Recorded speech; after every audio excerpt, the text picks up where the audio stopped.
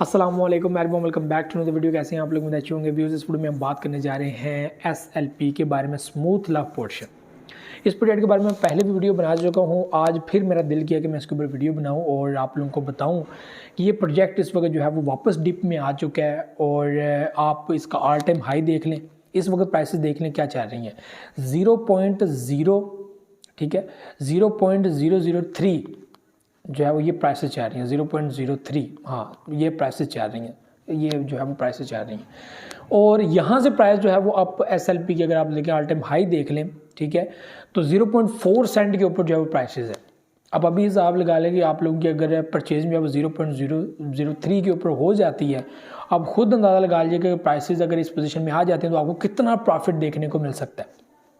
ठीक है, तो मेरा उस वक्त भी यही पॉइंट था, आज भी यही पॉइंट है कि आप लोगों ने देखना ही है कि इस टाइम के अंदर मेरी कम से कम इन्वेस्टमेंट के ऊपर ज़्यादा से ज़्यादा प्रॉफिट कैसे हो सकता है। हाल्विंग पीरियड तो आनी है, हाल्विंग पीरियड के बाद वाला टाइम भी है जो 16 मंथ है ना आइंदा आने वाले, इसमें मार्केट ब्रेक करेगी बड़े बड़े रिकॉर्ड्स। SLP जो किसी को नहीं पता था कि यार इतनी हद तक आगे जा सकती है, 0.4 पे आई, लोगों ने उसके अंदर फिर 0.3 के अंदर 0.2 के अंदर परचेजिंग की, लोग डंप पे जा रहे हैं, लॉस के अंदर जा रहे हैं। तो इस टाइम के अंदर वो परचेजिंग क्यों नहीं करते? क्या उन्होंने परचेजिंग सच में 0.1 सेंट के ऊपर करनी है या 0.01 के ऊपर आएगा तो फिर करनी है? ये चीज़ तो नहीं है ना, ऐसा नहीं होना चाहिए और ऐसा होना ही नहीं चाहिए। ये बहुत इंपॉर्टेंट पॉइंट है।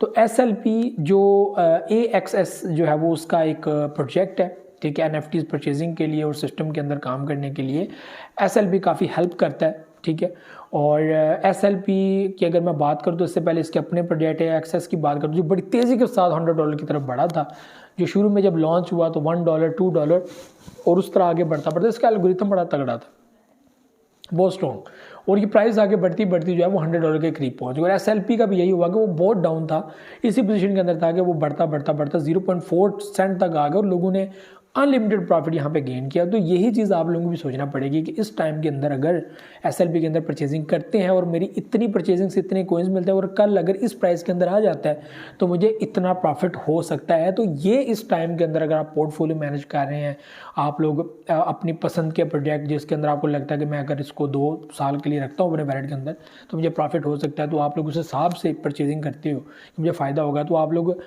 उनमें जो है वो ये चीज़ देख लें कि ये प्रोजेक्ट जो है वो हम लोग को अगर ये पहले भी प्रॉफिट दे सकता है तो अभी अगर वापस पोजीशन के अंदर आया तो मुझे कितना प्रॉफिट हो सकता है। तो ये बहुत इंपॉर्टेंट पॉइंट है, नुक्ता है, ठीक है, इसके ऊपर सोचिएगा ज़रूर।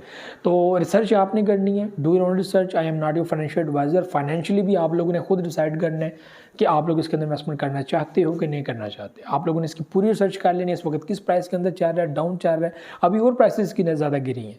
अगर आप लोग इस प्राइस के अंदर भी जो है परचेजिंग करते हो तो आपको एक अच्छे बड़ी तादाद में जो है वो कोइंस मिल जाते हैं। अगर यही प्राइस कल को अगर बुलिश होती आगे निकल जाती है, 0.01 तक भी आ जाती है, तो आप खुद अंदाजा लगाइए कि आपको कितना प्रॉफिट देखने को मिल सकता है। अगर यही प्राइस 0.1 सेंट तक पहुंच जाती हैं तो अगर इस प्राइस के अंदर आप परचेजिंग कर चुके होंगे तो आपको 0.1 के अंदर कितना प्रॉफिट होगा ये देखने वाली बात है।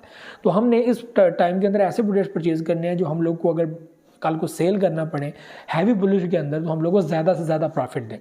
तो उसके लिए चीप से चीप प्रोडक्ट का होना बहुत इंपॉर्टेंट है। जितना चीप होगा, और हमने देखना है कि इसका जो है वो पास्ट बड़ा अच्छा है, बड़ा ज़बरदस्त है, और पास्ट में इसने 0.4 सेंट को टच किया था, यानी कि ये दोबारा भी 0.4 को टच कर सकता है क्योंकि मार्केट ऑलवेज अपने नेक्स्ट पीरियड के अंदर जो है वो डिफरेंट बिहेव करती है और अच्छा बिहेव करती है और बड़ा अलग और बड़ा बिहेव करती है। तो वही चीज़ें आपको दोबारा से रिपीट हो सकती हैं। तो ये चीज़ें जो है वो आप लोगों ने देखनी है। तो SLP यहाँ पर एक प्रोजेक्ट है जिसके अंदर आप लोगों ने नज़र अपनी बना लेनी है। तो ये भी चीज़ें थी, मुझे दे इजाज़त, नेक्स्ट में बात करके अल्लाह हाफ़िज़।